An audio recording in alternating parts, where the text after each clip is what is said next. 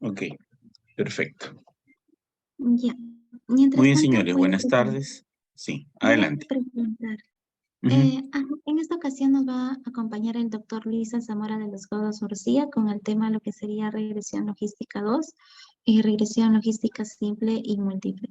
Pues él es docente actual de postdoctorados y doctorados en la UPC, Universidad Nacional Mayor de San Marcos, la URP y la Cantuta y Universidad Nacional Federico Villarreal. Es también consultor de investigación de USAID, consultor de la AIR y la UE para proyectos de Impares y GALPA, evaluador de Catalyst Consortium y Pathfinder, asesor de la asistencia técnica de proyectos 2000, consultor de investigación de CARE del IN en convenio con la Universidad Johns Hopkins, coautor de los libros de estadística para la tesis de posgrado y el libro de investigación científica para la tesis de posgrado. Ahora le doy pase, doctor, puede continuar. Bien, bueno, vamos a trabajar entonces la parte práctica de un tema muy interesante, que es el tema de la regresión logística ya en su modo práctico, ¿no? Entonces voy a permitirme compartir pantalla. Un ratito, por favor, para poder trabajar esta propuesta.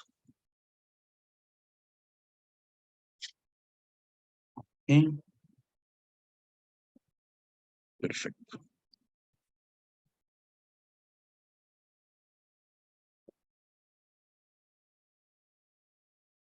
Muy bien.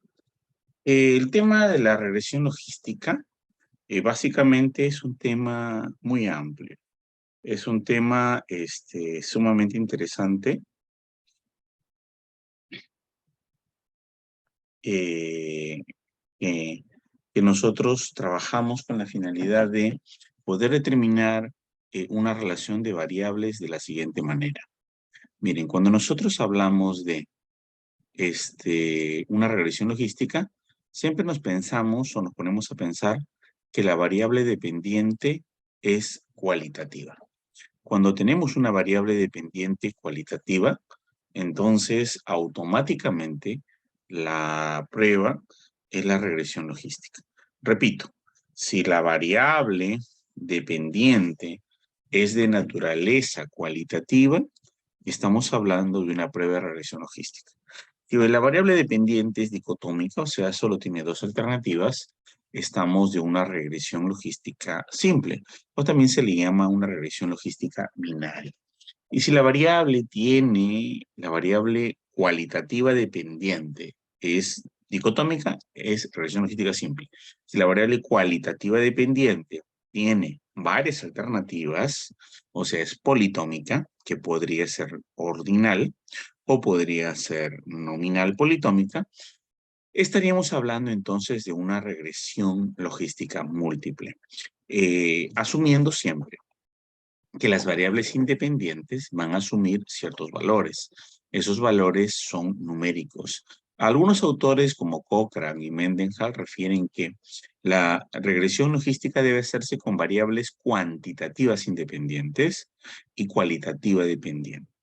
A otros autores dicen que las variables cualitativas le podemos asignar un valor numérico para que entre en la función, ya que vamos a calcular niveles de riesgo como odds ratio. Cualquiera que sea la condición o la situación, son decisiones que tenemos que tomar en el análisis respectivo de los datos y de la información. Entonces, bueno, estas son las redes sociales. Cuando tienen el PPT le dan clic y automáticamente entran. Entonces vamos a definir rápidamente para entrar a la parte práctica. Vamos a comentar solo algunos detalles de aquí porque lo que más nos importa a nosotros es la parte práctica en el SPSS. ¿Ya? Entonces, ¿qué tenemos que hacer aquí? Primero ver que la regresión logística mantiene cierta analogía. Disculpen si algún par de slides o tres los he pedido prestado a una ponente anterior, ¿no? Pero mantiene cierta analogía con el análisis de regresión múltiple. ¿Por qué? Porque la variable dependiente es dicotómica, ¿no? Entonces, esa es la diferencia. En la regresión múltiple tenemos una variable dependiente continua, mientras que en la regresión logística una variable dependiente dicotómica. Y son varias variables independientes, ¿no? Entonces, Varias variables independientes, de preferencia numéricas, son las regresiones, logística y múltiple. Pero la múltiple tiene como variable dependiente una continua, cuantitativa, y la logística tiene una cualitativa, que puede ser dicotómica en la simple, o binomial, o politómica en la múltiple, ¿no? Entonces, es algo así como un caso particular de análisis discriminante. La variable dependiente solo tiene dos estados, nada más que dos condiciones. Y estas son las diapos prestadas, ¿no? Solamente para reiterar el ejemplo y hacerlo en la práctica, ¿no? Los métodos de regresión, señores, analizan si unas variables predictoras se asocian o predicen a la variable dependiente. Si la variable dependiente es dicotómica, o sea, solo tienen dos opciones, si no, con enfermedad, sin enfermedad, vivo o muerto, con VIH, sin VIH, ¿no? Es una regresión logística binaria. Si tiene más alternativas, 3 a más, ya sería una múltiple. La regresión lineal, analizando, es una dependiente continua. Entonces, ¿qué características debe tener la variable dependiente en una regresión logística binaria? Para puntualizar, categórica, o sea, cualitativa, y las variables causa o las predictoras o las independientes deben ser de preferencia cuantitativas, ¿no? Cuantitativas. Y las variables dependientes en el caso de la regresión lineal es continua, cuantitativa continua, y las predictoras preferentemente cuantitativas. Lo importante que hay que tener aquí es que si son categóricas o cualitativas, estas deben ser fácil de puntuar. O sea, no cualquier categórica se asocia, por ejemplo, estado civil, soltero, casado, viudo, divorciado, para nada, para nada, para nada, sino variables tipo, por ejemplo, coeficiente intelectual. Entonces tú tienes puntajes de coeficiente intelectual, ¿no? Tú tienes valores o palabras o rangos que significan un valor numérico. O, por ejemplo, cuando tienes tú un logro académico, logro aceptable, con logro adecuado, en proceso, etcétera, ¿no? Pues estamos hablando que existen condiciones que para ellos serían una expresión de las numéricas. En ese caso se utilizarían las cualitativas. Y un poco para entrar en contexto, ¿no?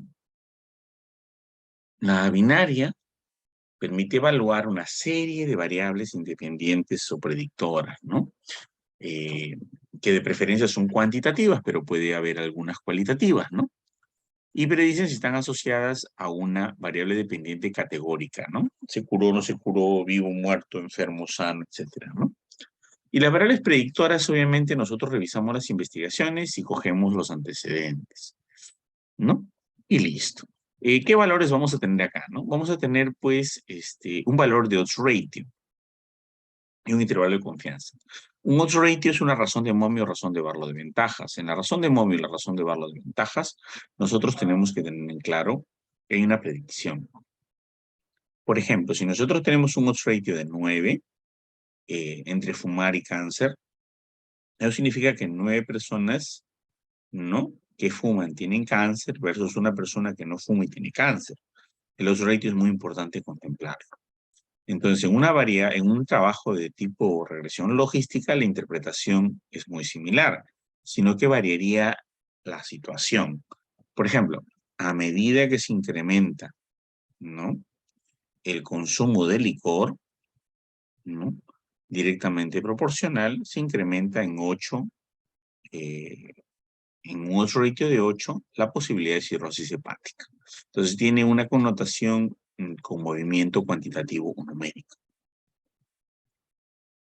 Entonces, el odds ratio es muy claro, ¿no? 4 veces más un riesgo de algo y las variables cuantitativas representan un movimiento. Entonces, por ejemplo, aquí en este tema, un investigador médico está interesado en determinar si hay una probabilidad de ataque cardíaco y si la presión sanguínea, el nivel de colesterol, ingesta de calorías, el sexo y el estilo de vida serán la causa, ¿no? Entonces, ¿cómo hago mi modelo? En primer lugar, tengo K variables independientes. Hay varias variables independientes. El logaritmo natural, ¿no?, o logaritmo neperiano, nos va a establecer este significado. Es el odds ratio de la media, o sea, el riesgo, razón de momios, ¿no? Razón de momios o razón de Barlow de ventajas de la variable 1 independiente más la 2 independiente más xk independiente. sea, todas las X son independientes, son causa. Entonces, eso será igual a la función, ¿no?, de nuestra constante, beta sub 0, más la pendiente beta sub 1 por un componente del valor de X, más sucesivamente hasta la pendiente beta sub K por la variable X sub K. Esto se va a reducir pues al logaritmo neperiano de la probabilidad de ocurrencia del hecho sobre 1 más la probabilidad de ocurrencia del hecho, que vendría a ser igual a, esta ya sería nuestra función comprimida, ¿no? La constante beta sub 0 más la pendiente por x1, más la pendiente por x2, más la pendiente por x3, más la pendiente k por la variable xk. Como sabemos, es la P la probabilidad de ocurrencia, la probabilidad de hipótesis, ¿no? Por ejemplo, se dice que la variable edad influye en los infartos en el 89%, a partir de los 70 años. Entonces tenemos que nuestro P es 79%, ¿no? De mi variable X, que es la edad en el infarto miocardio. Se sabe que la cantidad de cigarrillos consumidos por día influye en el cáncer de pulmón en el 49% en personas de 50 a 70 años. Entonces podemos afirmar que la variable X, que es la causa, que es consumo de cigarrillos, tiene una probabilidad P de causar una enfermedad. Y esta es la P que tenemos aquí. Entonces el logaritmo neperiano de P sobre 1 menos P, ¿no?, que vendría a ser Q, ¿cierto? Porque P más Q da 1. P es la probabilidad de un porcentaje de una variable dependiente, de una variable para que sea ocurrida. Y 1 menos P, o sea, Q, vendría a ser el complemento de esa causa, ¿no? Entonces acá tenemos, por ejemplo, que la causa es 80% y acá sería sobre 20%, sobre 1 menos P. Pero todo expresado en decimales, 0.8 entre 0,2, ¿no? Entonces, la regresión logística modeliza el logaritmo neperiano, ¿no? Modeliza el logaritmo neperiano de las odds, quiere decir de las razones de momio, o de la probabilidad de ocurrencia de una variable, en una función lineal, ¿no? Muy similar a la regresión lineal, donde las variables independientes, ¿no?, van a participar en esta ecuación. Esas variables independientes de preferencia tienen que ser numéricas o numeralizables, ¿no? Y es equivalente a una ecuación de regresión múltiple, tal cual, ¿no? Pero la diferencia tiene el logaritmo neperiano de la odds ratio como variable dependiente, como ven acá, ¿no? El logaritmo neperiano de la probabilidad de ocurrencia del hecho sobre 1 menos P. Y eso sería, pues, la conformación de esta ecuación, ¿no? Las variables independientes pueden ser continuas o categóricas, pero las continuas son las normales, las categóricas tienen que ser justificadas. El logaritmo neperiano, o simplemente log, ¿no?, es de las odds ratios, se le conoce también como logit. Por eso que de alguna manera le han puesto el nombre de regresión logística múltiple, ¿no? Porque viene de logit, la abreviación.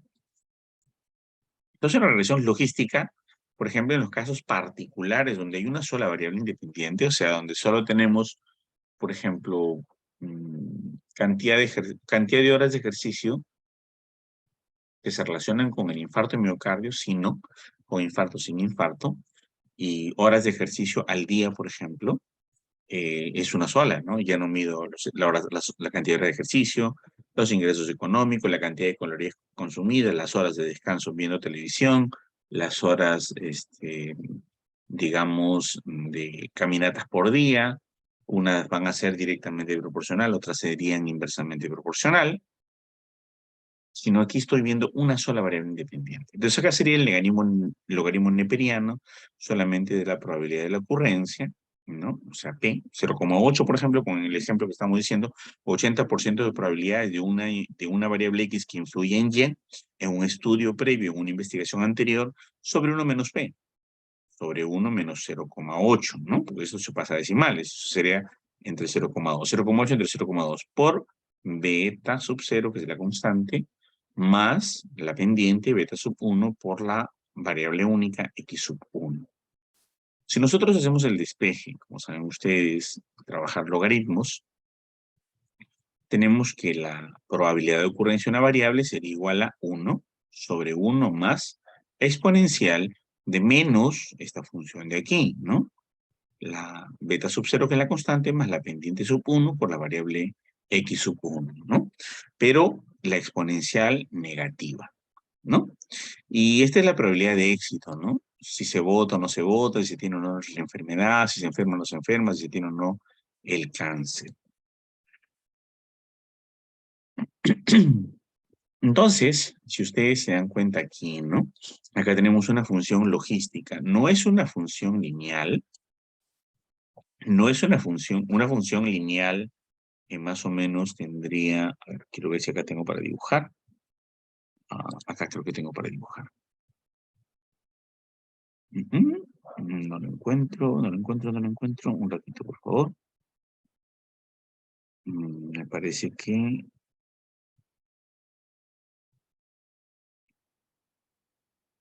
Bueno. No, pero ya, lo hagamos con el puntero láser. Una función lineal es así, ¿no? Una recta. Una función de naturaleza cuadrática sería así, ¿no? Una U invertida. Una función cúbica sería más o menos así, ¿no? Una S bien prolongada. Y una función logística se parecería algo a una función cúbica, pero no igual, ¿ok? No igual. Entonces, por ejemplo, acá, ¿qué tenemos, no? En esta función logística que tenemos aquí de ejemplo, se ha puesto, por ejemplo, la hipertensión es igual a la constante A más la pendiente beta, ¿no? O B, por la variable independiente que yo estoy considerando. Por ejemplo, cantidad de gramos de sal consumida durante el día. Cantidad de gramos de sal consumida durante el día. Entonces tenemos que la hipertensión es igual a, la constante, más B, ¿no? La pendiente, por la variable X, que es un solo factor, consumo de sal. Entonces, como verán ustedes, así como hay esta función, podremos tener una función más larga, de acuerdo a la mayor cantidad de variables independientes cuantitativas que van a influir en la variable cualitativa dependiente dicotómica, que solo tiene una expresión que va de 0 hasta 1.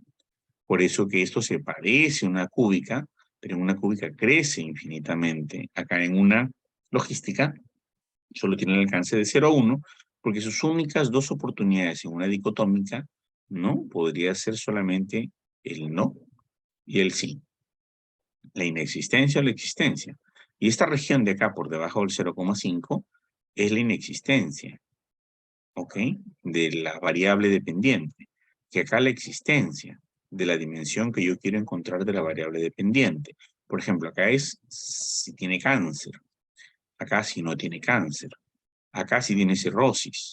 Acá si no tiene cirrosis. Acá si está muerto. La mortalidad. Acá si está vivo, sobrevivió. Acá sí entró a UCI por COVID. Casi no entró a UCI por COVID, ¿no? Entonces, más o menos es la representación de la función logística. Entonces, el objetivo primordial que resuelve esta técnica es modelar cómo influye la probabilidad de aparición de un suceso habitualmente dicotómico en la presencia o no de diversos factores o valor de los mismos. También puede ser usada para estimar la probabilidad de aparición de cada una de las posibilidades del suceso con más de dos categorías o politómico, que es la regresión logística múltiple. A ese punto vamos a llegar en un momento. Entonces aquí, ¿no? La probabilidad de la ocurrencia de la hipertensión arterial, ¿no? Que sería 1 sobre 1 más la exponencial del negativo de la constante menos la pendiente por los gramos de sales consumidos al día. Esta función matemática me va a representar la probabilidad de la hipertensión arterial, que siempre se va a mover entre 1 y entre 0. Porque 1 es el 100%, 0 es el 0%, y va a trabajar dicotómicamente a dos niveles, 50% de probabilidad de existencia de una o 50% de existencia de la probabilidad de la otra, ¿no? Entonces, pero, ¿cómo tomamos el odds ratio, no? porque hablamos siempre de que una regresión logística cuenta con un valor de odds ratio, que es una razón de momios o razón de valor de ventajas. En esa razón de momios o razón de valor de ventajas estamos viendo que hay la probabilidad de tener un cáncer, la no probabilidad de tener un cáncer, la probabilidad de tener un VIH o no tener VIH, la probabilidad de tener cáncer de cuello uterino o no cáncer de cuello uterino, la probabilidad de tener cáncer de mama o no cáncer de mama. Por ejemplo, para determinar que el cáncer de cuello uterino tuvo ciertos factores de riesgo, analizaron en una regresión logística clásica de 1965 por uno de los grandes investigadores, que es John Papanicolaou, el inventor luego del Papanicolaou. Fue un trabajo muy bonito en base a regresión logística, ¿no? Él hizo algo muy interesante. Asoció, por ejemplo, la edad de inicio de relaciones sexuales. Asoció el número de parejas sexuales. Asoció el número de partos. Asoció el número de embarazos y número de hijos nacidos vivos. Y asoció también las cantidades de veces que las personas han ido a hacerse un control para detectarse el cáncer en esa época mediante la colonización, porque no había el Papa Nicolau todavía. Entonces, ¿qué encontró, no? Que la regresión logística binaria de con cáncer de cuello uterino, sin cáncer de cuello uterino, estuvo asociada a una variable cuantitativa independiente que es la edad de inicio de relaciones sexuales, pero con signo negativo. O sea, a menor edad de inicio de relaciones sexuales, la probabilidad de tener cáncer de cuello uterino era mayor. O sea, el punto de caída entre 0.6 y 1, o 0.5, 0.0001 y 1, o sea, en el sí de cáncer de cuello uterino era bastante alta, ¿no? Tenía una predicción bastante alta, por encima del 85%.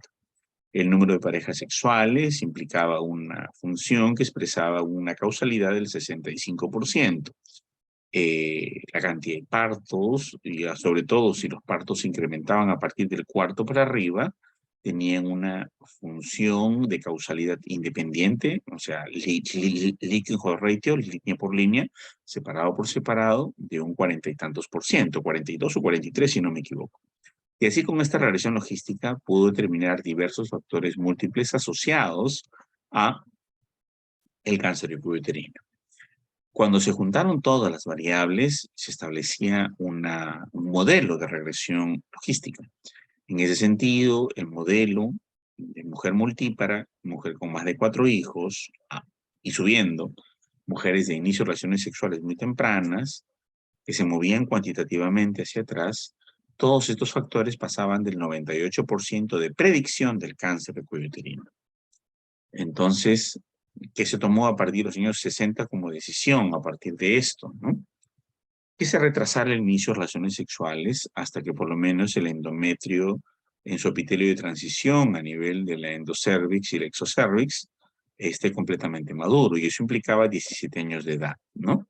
Entonces las señoritas tenían que iniciar su vida sexual activa posterior a los 17, porque si estaba anterior a los 17, el epitelio de transición, el epitelio poliestratificado cilíndrico, que diga monoestratificado cilíndrico endometrial, no era el óptimo, y lo que sí protegía era el epitelio poliestratificado plano no queratinizado, que es de la vagina, y que se imaginaba hasta cierta edad, que era 17 años, ¿no? Entonces empezaban a establecer postulados teóricos a partir de una simple regresión logística. Miren todo lo que se puede calcular, ¿no?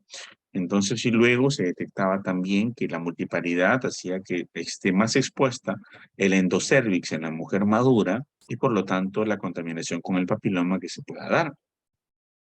También el hecho de tener múltiples parejas sexuales, ¿no? Que también implicaba una relación directa con la multiparidad, como un factor sumamente expositor al endocervix, al exocervix. Entonces, porque cada pareja nueva demandaba un nuevo hijo, ¿no? Entonces, cuando había problemas de poliandría, había esta situación del cáncer de cuello uterino. Entonces, esta simple regresión logística, pues, abrió el mundo del conocimiento, y teníamos que explicar científicamente las potenciales causalidades de las variables independientes numéricas sobre una variable dependiente cualitativa dicotómica, que es el hecho de tener y no tener cáncer de cuello uterino, ¿no? Entonces, como vemos acá, y lo más importante era el riesgo, que no es otra cosa que en la ecuación que vamos a ver el exponencial b, ¿no? El odds ratio es la probabilidad de que exista el evento. Por ejemplo, cuando existía edad de inicio de relaciones sexuales, la exponencial b estaba por encima del 85%, como le explicaba ya, ¿no? En el caso del riesgo, era más o menos 124-1, ¿no? Y así con cada uno de los factores que sigue exponiendo. O sea, 124 mujeres que iniciaban su vida sexual antes de los 14 años, porque ese corte se hizo para el OR, tenían riesgo de tener cáncer de cuello uterino que aquellas que iniciaban después de los 14. Se hizo otro corte para los 17. El riesgo no era tan alto, el riesgo era mucho menor y era 65/1. Y así iba variando a medida que vayan avanzando, ¿no? Entonces, la regresión logística resulta útil para los casos en los que se desea predecir la presencia o ausencia de una característica según los valores de un conjunto de variables predictoras, que como les digo, generalmente son variables cuantitativas independientes. La variable dependiente, dicotómica generalmente, y los coeficientes de regresión logística pueden utilizarse para que se estime la razón de ventajas o razón de Barlow de ventajas. Y esta razón de Barlow de ventajas o razones de momios se le considera odds ratio. ¿Qué es una razón de Barlow de ventajas? Todo el mundo dice, profe, ¿qué es un odds ratio? ¿Qué es una razón de Barlow de ventajas? Una cosa muy simple, mira. Tú tienes una moneda, dices cara o sello. La probabilidad que te salga cara, la probabilidad que te salga sello.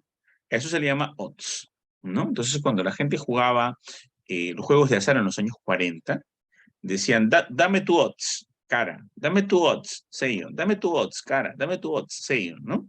Que era el odds ratio, tu odds ratio, tu probabilidad 50-50 de que te salga ese valor. Entonces ese término se quedó para la estadística. El odds de los juegos de azar se quedó para la estadística y no es otra cosa que la probabilidad de que te salga cara o que te salga sello. Eso significa el famoso odds ratio o famoso razón de Barlow de ventajas, ¿no?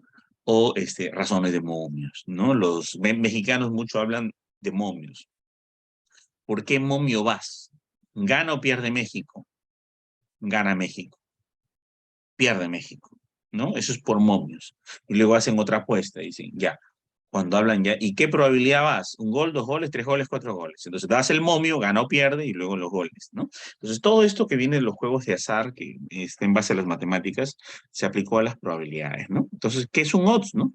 Este cociente odds, la probabilidad de ser caro o sí, o sea, de enfermar o no enfermar, de tener A o B, es otra cosa que P sobre 1 menos P, la probabilidad de ocurrencia del hecho sobre 1 menos la ocurrencia del hecho. O sea, 80% sobre 20%, o sea, 0,8 sobre 0,2 o 0,6 sobre 0,4, ¿no? Y así.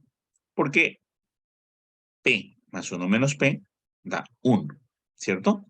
Entonces, en otros casos, a esto se le llama Q. Entonces, los ratio en los valores nos va a salir siempre el exponente B, ¿no? El exponente B, ¿no? Y esto, este exponente va a ser el modelo de la variable independiente, el coeficiente odds. Calcular el odds en la presencia de hipertensión arterial cuando el consumo de sal es inferior a una cantidad es interesante y es el motivo que nos convoca para el ejercicio. Si dividimos el primer odds entre el segundo, hemos calculado un coeficiente odds, ¿no? O cociente odds. Esto es un odds ratio, ¿no? De alguna manera cuantificar cuánto es más probable la aparición de la hipertensión. Cuando se consume mucha sal, primer odds. Respecto a cuando se consume poca sal, que es el segundo odds. Se consume mucha sal, se consume poca sal, ¿cuántos enfermos existen? Y eso es la famosa P, la probabilidad de ocurrencia de un hecho, ¿no? Entonces, ¿cuál es la probabilidad de enfermarte cuando consumes mucha sal? El 80%, por decir, versus cuando no la consumes, 20%. Y ahí se hace una diferenciación. Entonces, ¿qué características, por ejemplo, en este ejemplo, del estilo de vida son factores de riesgo de la enfermedad cardiovascular? Dado una muestra de pacientes, ¿no?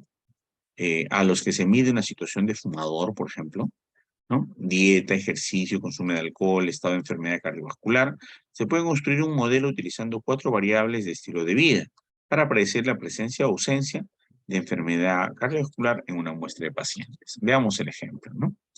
Hay que disponer, para este caso, ¿no? De al menos 10 por K más 1 casos para estimar un modelo de K variables independientes. K variables independientes es la cantidad de variables que están causando, prediciendo la variable dependiente, que suele ser una cualitativa dicotómica, ¿no? Nominal. Es decir, al menos 10 casos de cada variable que interviene en el modelo, considerando también que la variable dependiente la probabilidad de suceso. A ver, unas personas que dicen, a ver, voy a hacer un estudio de 30 casos y voy a medir 80 factores. No puede ser. Lo mínimo que se puede hacer es que tienes que tener 10 pacientes por cada factor de riesgo. Lo mínimo. Enhorabuena si es mucho más, ¿no? Por ejemplo, si tú quieres medir edad con hipertensión, ya tienes 10 por lo menos. Edad, ingreso económico por hipertensión, por lo menos 20. Edad más ingreso económico, más cantidad de cigarrillos al día, tienes que tener por lo menos 30. Son 10 por cada factor por lo menos. Si tienes 11 factores, tienes que tener 110. Entonces, eso es por lo menos. Eso es cuando trabajamos el método de Monte Carlo. Pero cuando trabajamos probabilidades en base al cálculo del tamaño de la muestra, nosotros tenemos que tener más de 10, pero como mínimo 10 para un trabajo de regresión logística. Para un trabajo H cuadrado, T-Student, el mínimo es 15. Si no hay 15 como mínimo en valores observados, vas a tener que aplicar test exactos de Yates, test corregidos, para que te haga un ajuste adecuado, ¿no? Entonces, test corregido de Fisher o test exacto de Yates en el chi cuadrado para poder hacer ajustes. Y esto implica un descuido de tu análisis estadístico porque no es considerado el mínimo necesario o el mínimo posible. Entonces, no solamente es aplicar la prueba, sino es aplicar la prueba con la suficiencia del tamaño de la muestra. Si las variables que intervienen están muy correlacionadas, lo que conduce a un modelo desprovisto de sentido y por lo tanto unos valores coeficientes no tan interpretables, a esta situación de las variables independientes correlacionadas se le denomina colinealidad. Y lo que hay que evitar es que las variables independientes no sean colineales. Por ejemplo, a algunas personas se le puede ocurrir los ingresos mensuales como variable independiente de la obesidad. Con obesidad mórbida, sin obesidad mórbida, ingresos mensuales. Y puede aplicar un error grave asumiendo otra variable independiente cuantitativa, como por ejemplo, que es colineal con la anterior, que es los egresos mensuales. Ingresos mensuales, egresos mensuales como predictores de la obesidad mórbida. Pero además le colocan la cantidad de dinero gastado en alimentos. Y además le colocan la cantidad de dinero pagado en servicios. Pues todo es colineal.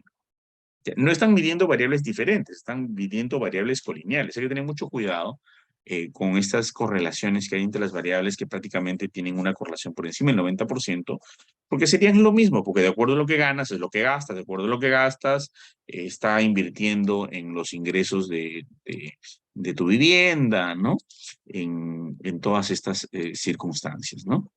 Entonces, además de lo que gastas, también lo que te compras, también lo invertido en tu domicilio, etcétera, etcétera, ¿no? Entonces hay que tener mucho cuidado con la colinealidad, que es de las variables que están correlacionadas, ¿no? Un poco interpretando los estadísticos de Wall, ¿no? Los estadísticos, ¿no? Vamos a ver que hay dos cosas, ¿no? Los coeficientes en la regresión logística. Y los coeficientes, por ejemplo, ¿no? Tenemos el coeficiente logístico que compara la probabilidad de ocurrencia de un suceso con la probabilidad de que no ocurra. Esta probabilidad de ocurrencia de un suceso con la probabilidad de que no ocurra se le denomina odds ratio, o razón de valor de ventajas, o simplemente razones de momios. Entonces, es el cara o sello. La probabilidad de que ocurra el evento, cara. La probabilidad de que no ocurra el evento, sello. Y esto, como vuelvo a repetir en la función que hemos visto anteriormente, es la exponencial, ¿no? De beta sub 0, que es la constante, más la pendiente beta sub 1 por la variable independiente 1, más la pendiente del beta sub 2 con la variable independiente 2, y así sucesivamente hasta lograr completar con todas las variables. Y un mínimo para x sub 1 de 10.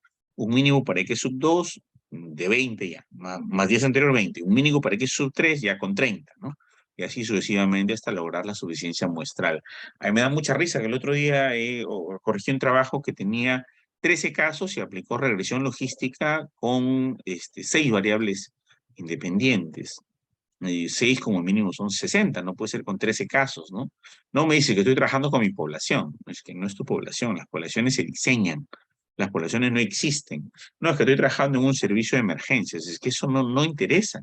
Tú estás asociando variables, no estás asociando variables en tu casa, en tu vecindario, en el lugar donde trabajas, en donde estudias. Eso es irrelevante. La investigación científica mide variables, tienes que cumplir con la suficiencia muestral. Entonces, si tú quieres medir la relación, por ejemplo, de un trabajador que tenga o no tenga productividad en una emergencia, productivo o no productivo, y vas a analizar variables independientes en regresión logística cuantitativas, como por ejemplo horas de sueño, número de trabajos adicionales, edad, ¿no? Horas de capacitación, etcétera. Entonces tienes que tener como mínimo 10 por cada una de las variables, primer punto.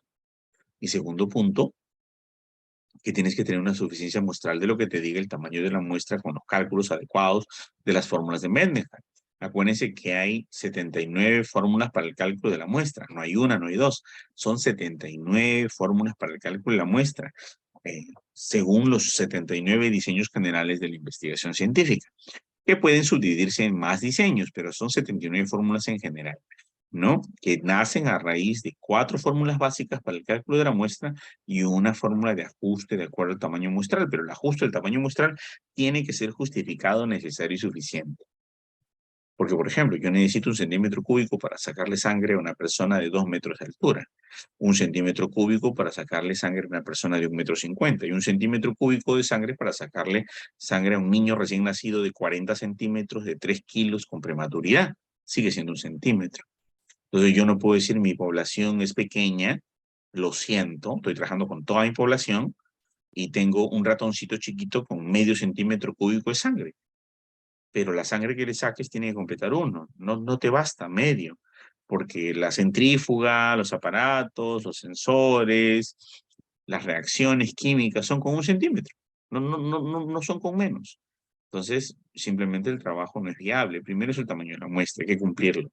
La población no se hace donde me convenga, es donde se necesite hacerse para el tamaño suficiente y necesario para el análisis de la información.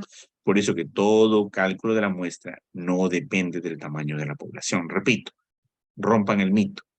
Todo cálculo de la muestra es excluyente del tamaño de la población. El tamaño de la población no se toma en consideración para el cálculo de la muestra, jamás.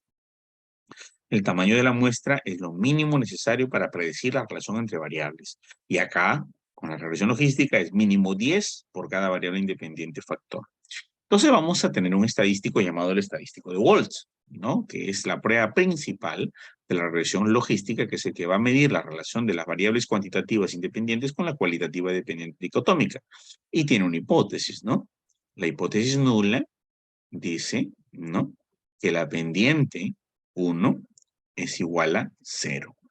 Que tenemos que tener, rechazar esa hipótesis nula, porque la pendiente no puede ser igual a 0, porque si es igual a 0, toda la ecuación sale 0, y todo exponente elevado a 0 es indeterminado. Entonces, esto es la hipótesis nula.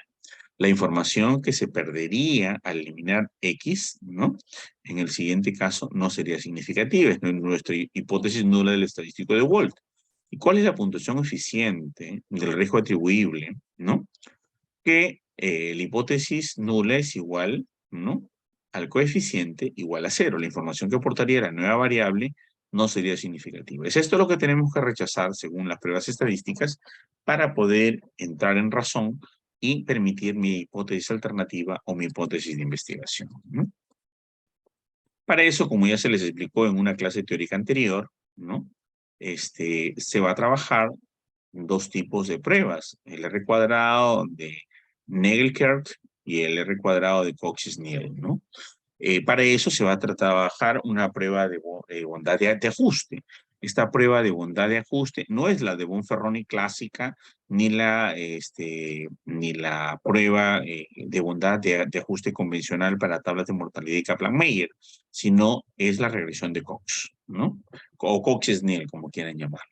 Entonces, la bondad de ajuste, ¿qué tenemos que lograr, no? Tenemos que suavizar nuestro modelo lineal y además ajustar las kurtosis y reducir al mínimo los errores para tener una predicción adecuada de mis variables independientes cuantitativas sobre mi dicotómica dependiente o mi polinomial dependiente. Entonces, en la prueba de bondad de ajuste se utiliza -2 logaritmo del valor de la verisimilitud y se representa menos 2LL. Esto ya lo explicaron muy bien el otro día, ¿ok? Y ahora están frescos ustedes para entenderlo esto. Y un modelo con un buen ajuste tendrá pues un valor pequeño para menos 2LL, ¿no? Menos 2 logaritmos del valor de la verosimilitud. El contraste de t cuadrado por la reducción en logaritmos del valor de verosimilitud proporciona una medida de mejora debido a la introducción de variables independientes, las variables que van a causar ese efecto, van a ocasionar ese hecho.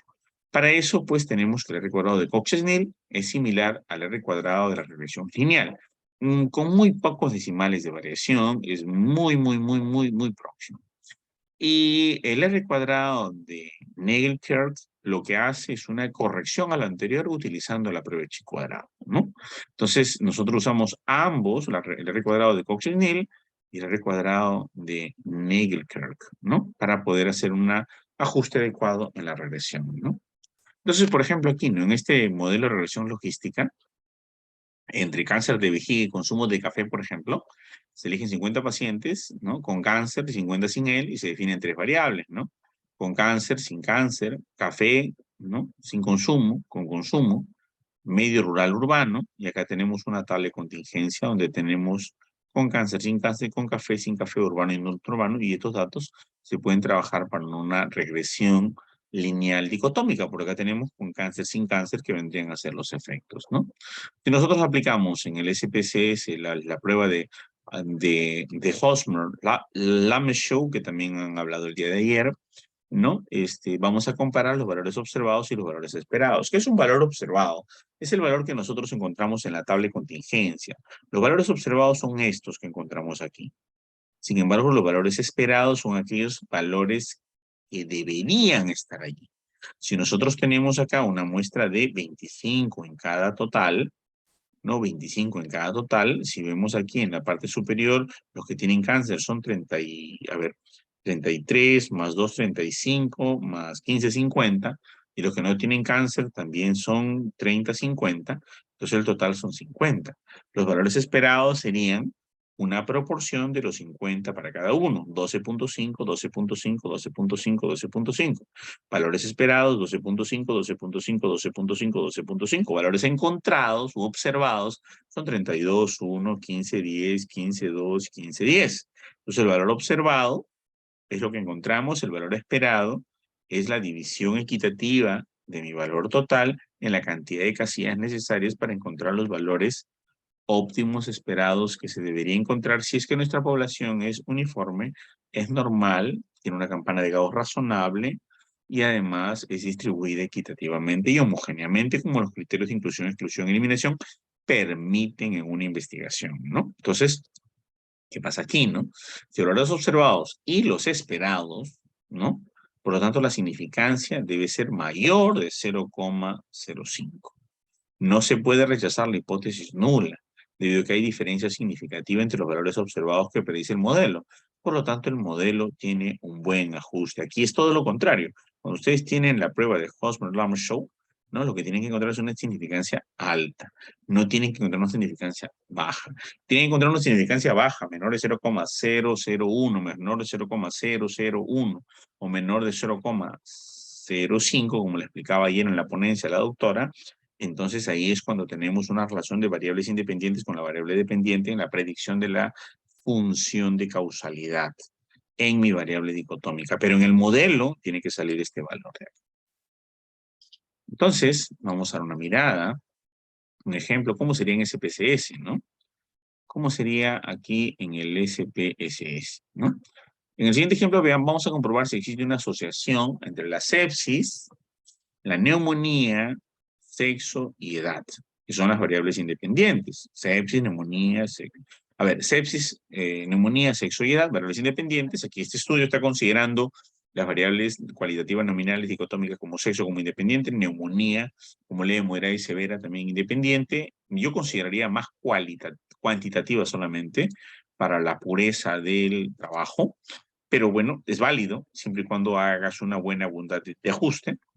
Y la variable dependiente sería la mortalidad, ¿no? Entonces, a ver, si tú tienes sepsis, una leucocitosis de visión izquierda, una neumonía con movilidad de diafragma no acelerado, mayor a 30 contracciones por minuto, ¿no? Saben que lo normal es 20 respiraciones por minuto, entonces contracciones diafragmáticas de 30 a 40 por minuto, en los niños o neonatos a veces hasta 60 por minuto. Sexo, sabemos que más propensos a la neumonía son los varones, y la edad, ¿no? De repente a mayor edad o muy niños, variables dependientes, y la mortalidad como variable dependiente. Entonces, ¿cómo vamos a trabajar esto? Estamos en la base de datos del SPSS, hasta la captura, ¿no? Nos vamos clic en analizar. Luego nos vamos clic en regresión. Luego le vamos a dar clic en regresión binaria, ¿no? Logística binaria. Y luego nos va a salir este pequeño esquemita de aquí. Vuelvo a repetir. Yo trabajo SPSS porque me interesa el análisis de los datos de investigación. No me interesa la programación. Yo sé que muchos se entusiasman con la programación, pero ustedes están utilizando a veces algunos programas, R, Python, ¿no? O Stata, y mucho de ello es como el SPSS de los años 88, 89, donde tú también programas con el SPSS sintaxis, y yo sé programar también con eso, ¿no? Entonces, la idea es centrarte en el análisis de los resultados y no centrarte tanto en la programación. ¿Por qué? Porque lo que te importa es interpretar adecuadamente los resultados. Si no acabamos haciendo una tabla, nos emociona la tabla, nos emociona la prueba y nos perdemos de vista el resultado. Y lo que importa en estadística es la interpretación del resultado. No que tanto te esforzaste para hacer la tabla. Hiciste un programa de 2 días para hacer una regresión de Cox en Stata, o hiciste una programación de 15 días para hacer en RStudio una programación de regresión de Cox. O sea, no tiene sentido cuando en SPSS le das 2 clics y ya está, ¿no? Entonces, acá vas a elegir tus variables dependientes y tus covariables, ¿no? Aquí en las dependientes vas a introducir la variable de dependiente, debe ser categórica. En este caso, mortalidad. Pero podría ser también otra variable independiente, otra variable dependiente como polinomial, ¿no? Que ya lo vamos a ver después. Y aquí luego vamos a colocar las variables predictoras, que son las covariables o los factores, ¿no? Aquí pueden ser categóricas o cualitativas, ¿no? O cuantitativas. Por ejemplo, edad. Acá en este caso ha incluido el ejemplo de sexo, ¿no? Neumonía si no, sepsis si no. En este ejemplo se han introducido las variables que han obtenido significancia estadística en un análisis univariante realizado previamente como edad, sexo y neumonía. Porque yo puedo hacer, por ejemplo, un chi cuadrado, ¿no? Entre con sepsis, sin sepsis y muerte, no muerte. Otro chi cuadrado, con neumonía, sin neumonía y muerte, no muerte. Otro chi cuadrado, hombre, mujer, con muerte, no muerte, ¿no? Una T-student, edad, comparo entre los fallecidos su edad y los sobrevivientes su edad, ¿no? Y estas son las variables que dice que en este estudio salen estadísticamente significativos, o sea, se murieron más varones que mujeres, se murieron más de los que tuvieron neumonía, se murieron más de los que tenían sepsis, y se morían mucho más aquellos pacientes que pasaban de los 70 años de edad, ¿no? Entonces, todo esto salió significativo en un análisis previo. Entonces ahora nos toca hacer nuestra regresión logística. Hay que introducir esto aquí, ¿no? Entonces, se ha introducido la edad, la neumonía, el sexo y la sepsis como variables independientes o como factores, ¿no? O como le llama la literatura, ¿no? Variables predictoras, ¿no? Con la mortalidad dependiente, ¿no? Entonces luego le hacemos clic en categórica aquí para clasificar e identificar cuáles serían categóricas.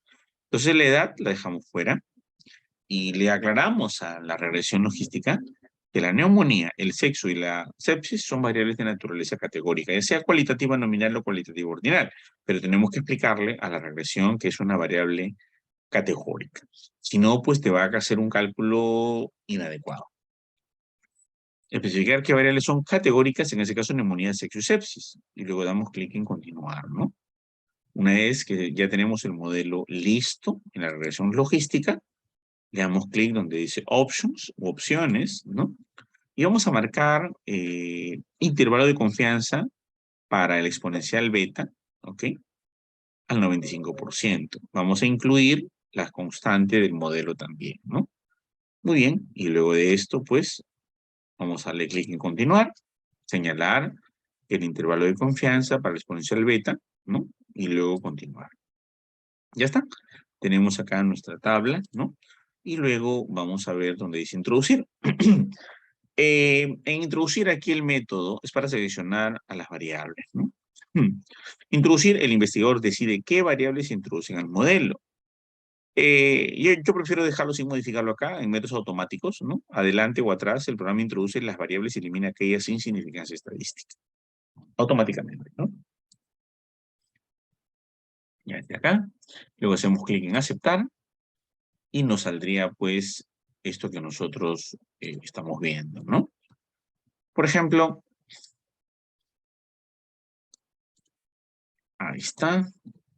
Ahí está. Por ejemplo, ¿no?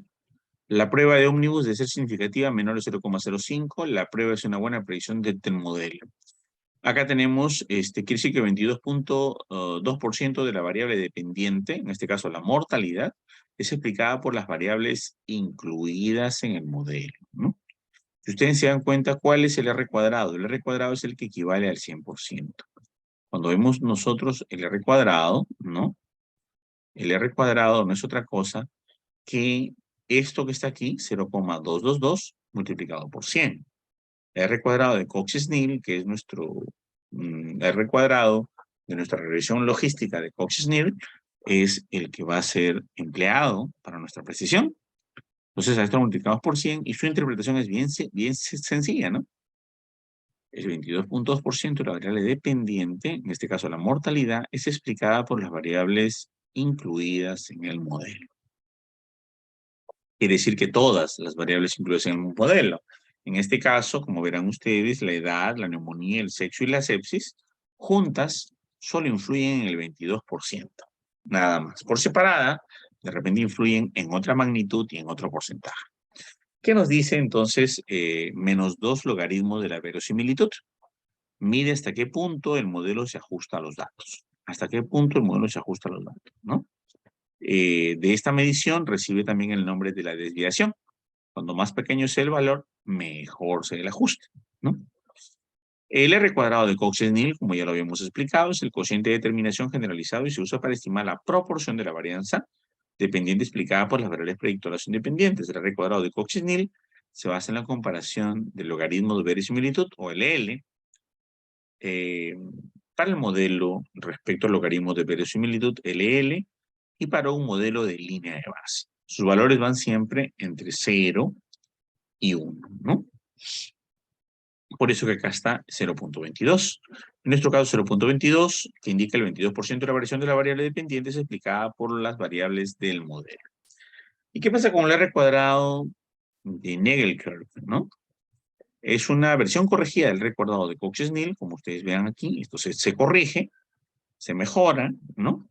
Y tiene un valor máximo de 1 también. Incluso para un modelo perfecto, el R cuadrado de Nagelkerk, ¿no? Corrige la escala del estadístico para cubrir de 0 a 1. Aquí incrementaríamos nuestra fuerza de asociación del modelo de 22.2% a 30.6%, que es lo que nos reportaría el R cuadrado de Nagelkerk, ¿no? Si nosotros vemos, ay, un ratito, ahora sí. A ver, veamos. Esta es la tabla que nos va a salir en el resultado de la asociación de las pruebas estadísticas. Acá tenemos el estadístico de Walsh, tenemos el exponencial beta, que les comentaba a ustedes, los intervalos de confianza mínimo y máximo, tenemos la constante, ¿no? Y los grados de libertad. Los grados de libertad, como saben ustedes, tiene que ser 1, porque en este caso es casos menos 1. ¿Cuántos casos son? 2, vivo o muerto. 2 menos 1, 1, ¿no?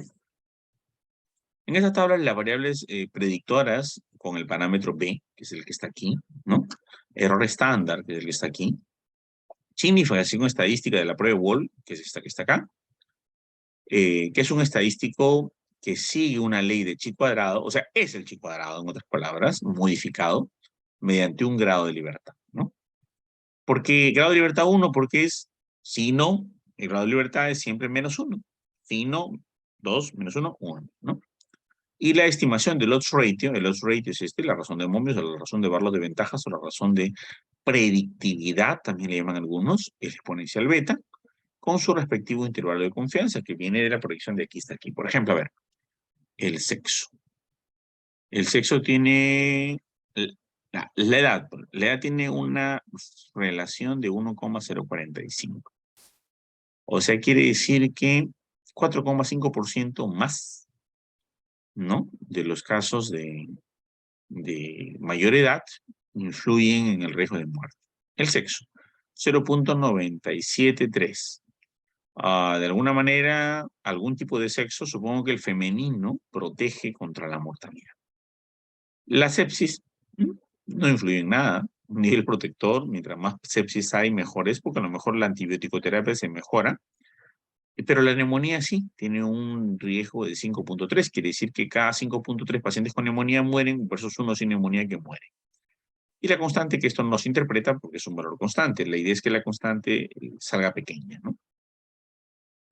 Y acá tenemos los límites de confianza, los intervalos de confianza. Con el método introducir, ¿no? Eliminamos el modelo de aquellas variables del error estándar, mayor a 1. Todas las que son mayor a 1 se eliminan, ¿no? Y una odds ratio muy elevada, ¿no? Y las no significativas. En este ejemplo habría que eliminar el sexo, ¿no? Como ven ustedes acá, el sexo. ¿Ok? Miren el error. Y la sepsis, miren el error. 50%, ¿no? De error. Al realizar un nuevo análisis, habitualmente se van eliminando las variables de una a una, comenzando con la menos significativa, ejecutando el análisis de cada paso. Si utilizamos el método automático hacia adelante o hacia atrás, en este proceso se realiza el programa de forma automática, ¿no? Aquí ya tenemos solo la edad y tenemos la neumonía, ¿no? Y cada una con un riesgo de 1,044 y el otro de un riesgo de 5,488, ¿no? Y la prueba de Wald, aquí se quedan, ¿no? Aumentó la neumonía de una prueba de Wald de 10,205 a una prueba de 10,126, ¿no? Como vemos aquí, pues, se va corrigiendo el modelo. Y aquí es como el modelo queda finalmente, ¿no? El modelo quedaría solo la neumonía y la edad. El resto de los dos otros elementos o factores no estarían vinculados. Además, como ven ustedes, no son significativos. El P menor de 0,05, como se explicó en la sesión del día de ayer, solo es la edad, que tiene un P menor de 0,001, altamente significativo, y la neumonía un P menor de 0,001, altamente significativo, y no hay significancia ni para el sexo ni para la sepsis. Se eliminan entonces. El modelo quedarían con estas dos. Entonces, que están significativos, ¿no? Entonces, el odds ratio de 5,4, aquí está, 5,327, lo redondeamos a 5,4, pues se tiene que truncar, ¿no? O aquí en el nuevo ajuste, ¿no? El nuevo ajuste sube 5,448. 5,4, con intervalo de confianza 95% de 2,012 y 14,753. Sería el riesgo de mortalidad entre los pacientes con neumonía respecto a los que no la tienen en cuestión de la muerte. 5,4 pacientes con neumonía mueren versus uno que no tiene neumonía y muere. Edad, por cada año que aumenta el riesgo de muerte en 1,044. Por cada año que aumenta el riesgo de muerte en 0,44. O sea, que 4,4% aumenta tu probabilidad de morir, ¿ok? Tu probabilidad de morir mientras pasan los años. 4,4% de probabilidades de morir. A ver, sí, 4,4% de probabilidades de morir. Muy bien, y esto sería más o menos la interpretación, ¿no? La regresión lineal, solo con fines de comparar, ¿no? Este permite evaluar una serie de variables independientes y predictoras, como edad, sexo, etcétera, que están asociadas a una cuanta y continua, solo para diferenciar, ¿no? ¿Cómo se eligen las variables predictoras? En función de la literatura, conocimiento del tema, igual que la anterior, y se interpretan con resultados con el coeficiente beta estandarizado, que indica la dirección de la asociación, porque si es un signo negativo será inversamente proporcional. Si es positivo será directamente proporcional, y el porcentaje que sale nos indicará pues la fuerza de la asociación, ¿no? Y básicamente el lineal en SPSS es lo mismo, ¿no? Analizar, regresión, ¿no? Lineal, colocas la dependiente cuanti y las independientes quali, ¿no? Le das clic en aceptar y ya tienes tu regresión lineal, ¿no? Un R cuadrado de 0,382 con toda la significancia que ustedes ya han aprendido en la parte de la regresión lineal. Bien, hagamos una pequeña práctica en el SPSS, ¿ok? Para que vean ustedes cómo se hace esto en vivo, ¿no? Vamos a dejar de compartir y vamos a compartir el SPSS. Muy bien, acá tenemos nuestro SPSS. Acuérdense entonces, nosotros nos vamos para hacer esta prueba, a analizar, nos vamos a regresión y nos vamos a logística binaria. Entonces, en logística binaria vamos a elegir algunas variables cuantitativas. En este caso yo he elegido, por ejemplo, edad. He elegido, a ver, ¿cómo está? Edad. Ahí está, la edad. He elegido también edad de la primera relación sexual.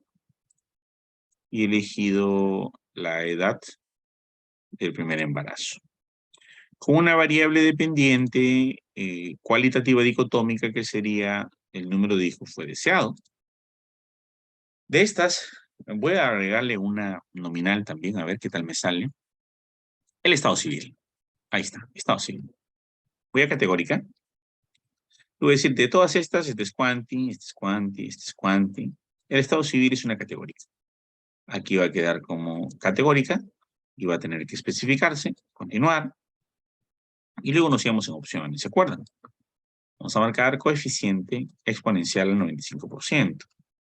¿No? Vamos a incluir la constante del modelo, los parámetros también, ¿no? Muy bien. Y entonces vamos a darle clic en continuar. Y luego de esto vamos a darle aquí.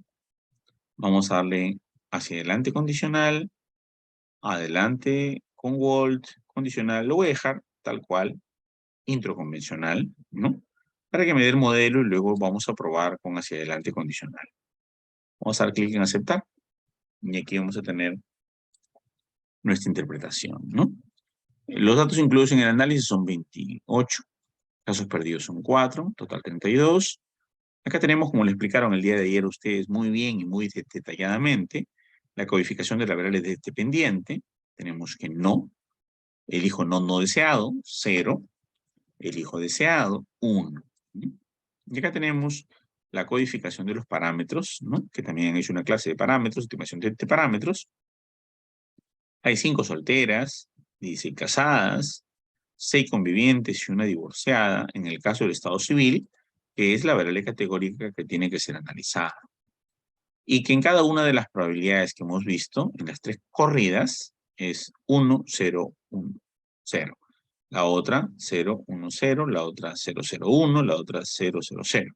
¿Por qué? Porque tiene que estar en una dicotomía, ¿no? Con respecto a la tabla de clasificación, tenemos el número de hijos que tiene usted fue deseado, no y sí. Con el número de hijos que tiene usted es el deseado.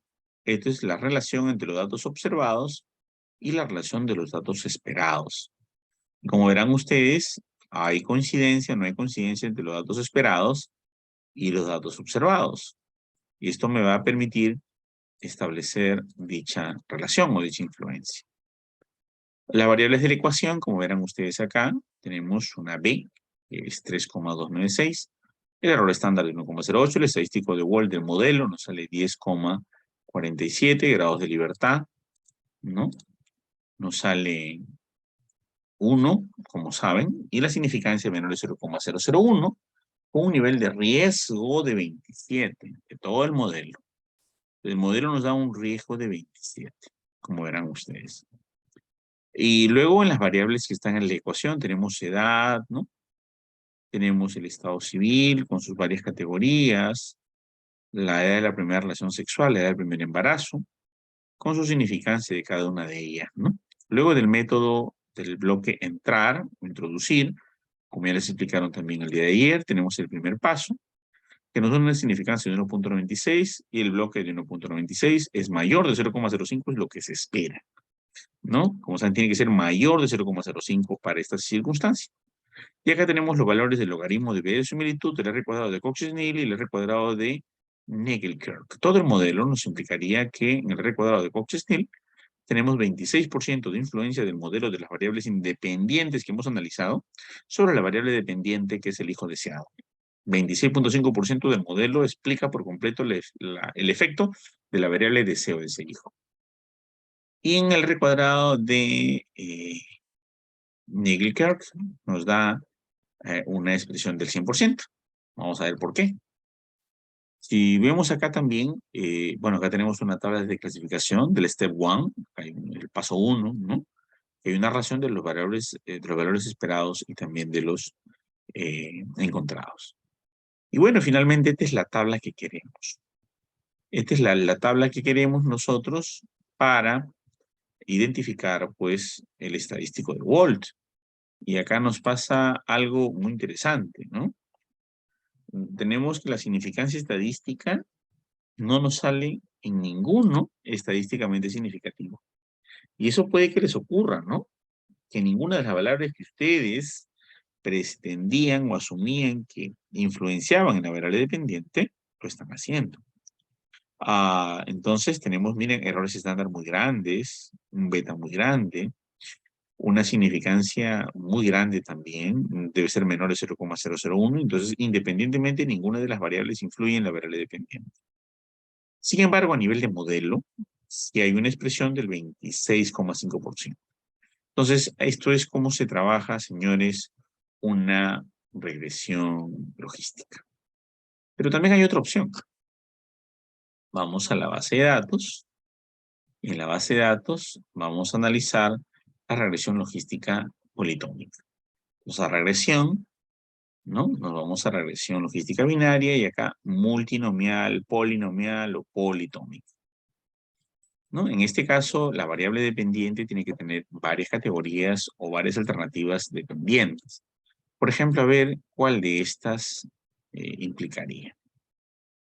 A ver, por ejemplo, la infección.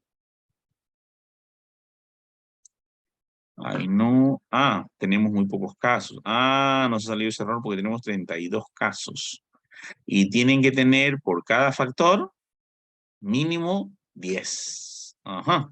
Ahí está el error. Ahí está. A ver, el tipo de método anticonceptivo que consume. Entonces, este es anteriormente. Ajá. La 25A. Vamos a la 25A. Tipo de método anticonceptivo que ha consumido. Ahí está. El último. Y luego vamos a utilizar variables independientes. Esta vez voy a dejar solo con dos variables independientes cuantitativas. Voy a dejar la edad, porque acuérdense que tenemos 30. Ya 3 voy a tener, ¿no? Y es 10 por cada factor, si no nos va a salir error. Voy a darle el promedio de embarazos.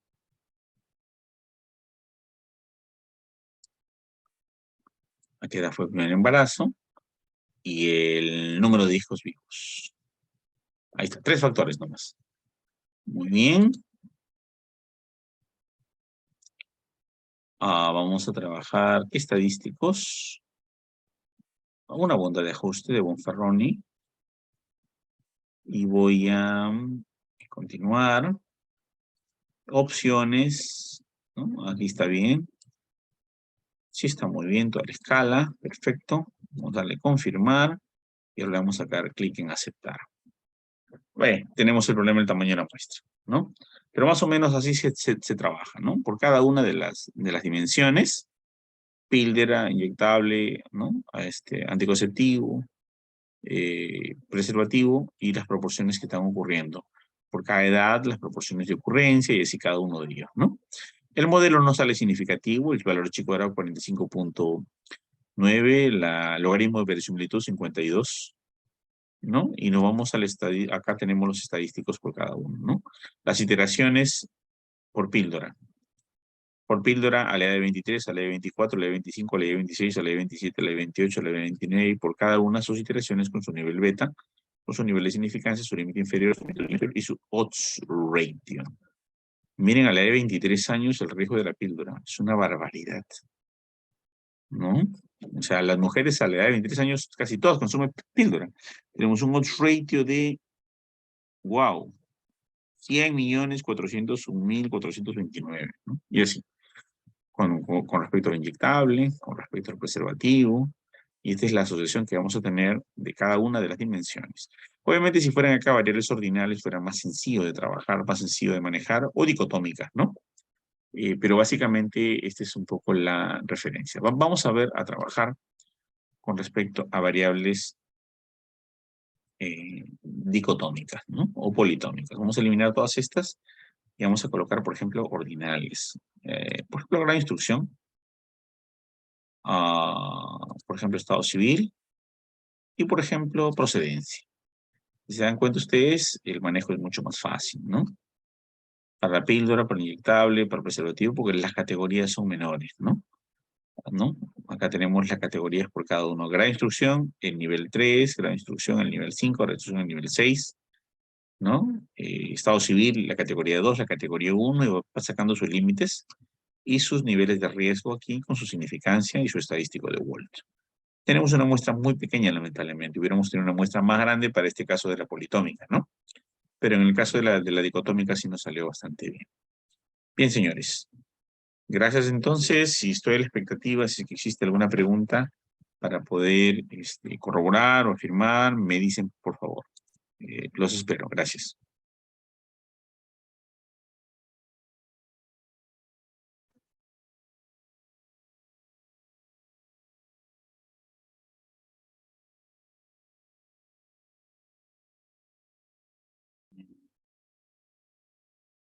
Una pregunta. Sí, adelante. Este, el- esta es una forma de análisis que se puede aplicar para estudios transversales de causas y controles. ¿Por qué, o sea, se puede aplicar para esos estudios? ¿Complementa? ¿Puede aplicarse? ¿En casos sí es más adecuado, en casos no? Porque en A los ver, estudios... Sí.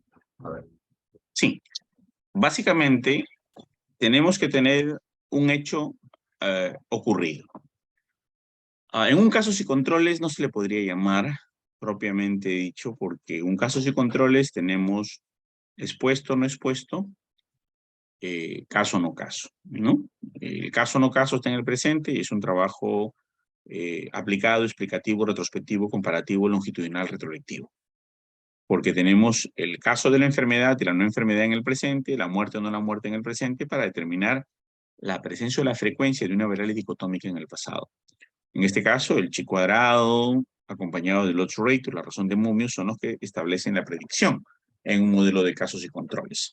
Este sería una especie de casos y controles modificado, ¿no? Una especie de casos y controles, pero donde no tenemos un expuesto o no expuesto, sino donde tenemos una variable cualitativa, ordinal, o muchas variables cuantitativas para establecer riesgo de año por año de incremento.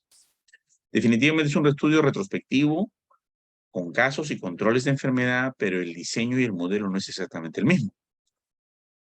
Porque puede y permite analizar varias variables independientes cuantitativas. Este sería un diseño factorial múltiple. En los diseños factoriales múltiples tienes tú el análisis discriminante, tú tienes la regresión logística y tienes la regresión lineal múltiple. La diferencia es que en la regresión lineal múltiple tienes una variable continua como dependiente. En el análisis discriminante tienes variables independientes cualitativas y una cuantitativa como dependiente, y en este caso tienes una cualitativa dicotómica o politómica como dependiente con varias cuantitativas independientes o de otra naturaleza. Es un diseño factorial, ¿no? Que asemeja un estudio de casos y controles porque tiene un caso y un control, la enfermedad o la muerte o esto. Y definitivamente todo caso control es un estudio longitudinal, para nada es transversal. Por definición, todos los diseños de casos y controles, repito, son aplicados, explicativos, retrospectivos, comparativos, longitudinales, comparativos. ¿no? Son longitudinales y son retrospectivos. ¿Y por qué digo longitudinales? Porque todos los longitudinales son o prospectivos o retrospectivos. Si decimos retrospectivos, partimos del efecto en el presente a buscar la causa en el pasado.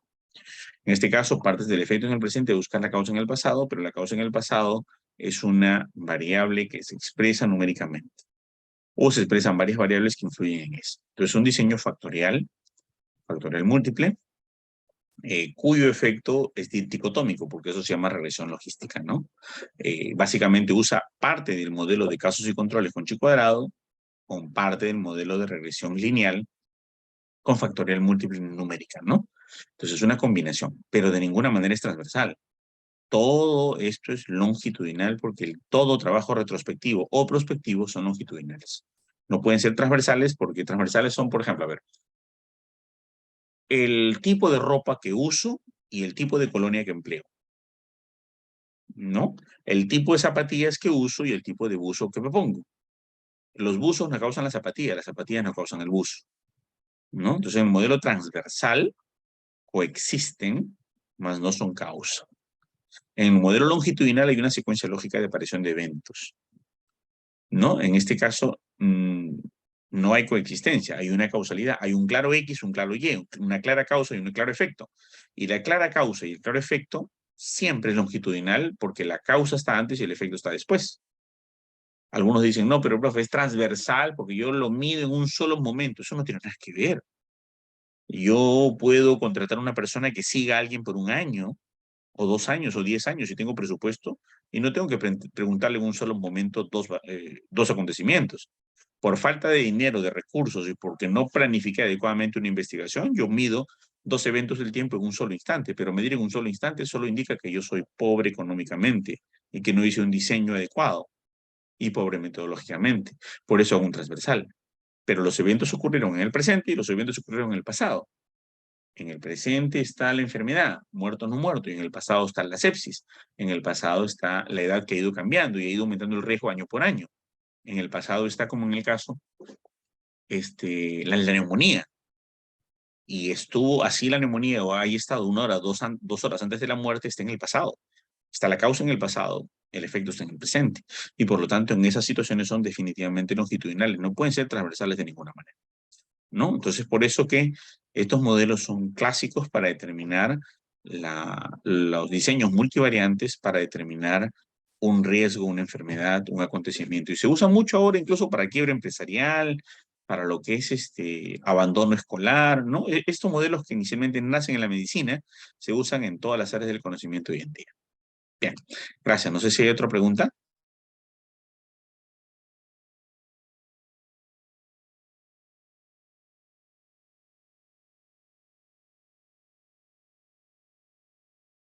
Ok, parece que no. Organizadores, sí. Parece que no. Entonces ya damos por finalizado su ponencia, pero antes voy a presentar su certificado que le haremos llegar en un momento a su WhatsApp. Lisbeth, ¿me podrías dar con anfitrión? Ya está, ya puede compartir. Ya.